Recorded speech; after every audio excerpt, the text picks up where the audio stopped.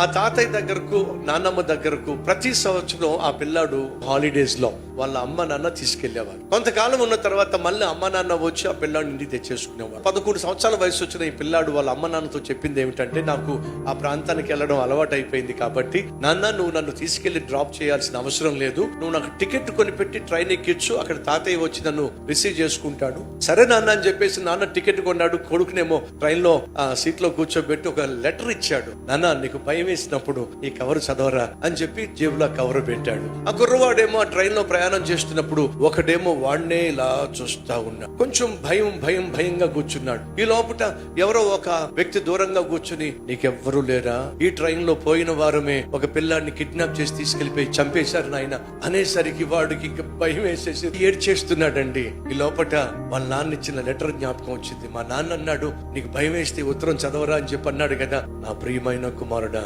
భయపడాల్సిన అవసరం లేదు, నీ వెనక భోగిలోనే నీతో పాటు నేను వస్తున్నాను అని ఉందండి.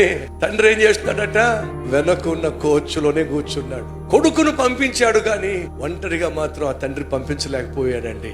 ఒక్కసారిగా ధైర్యం, ఆనందం. నీ జీవిత ప్రయాణంలో ఎటువంటి భయం నీకు వచ్చినా, ఎటువంటి దిగులు నిన్ను ఆవరించినా, నీకు ఒక శుభవార్త, నిన్ను ప్రాణంగా ప్రేమించే దేవుడు నీకు మాటిచ్చాడు, నేను నీతో పాటు వస్తున్నా.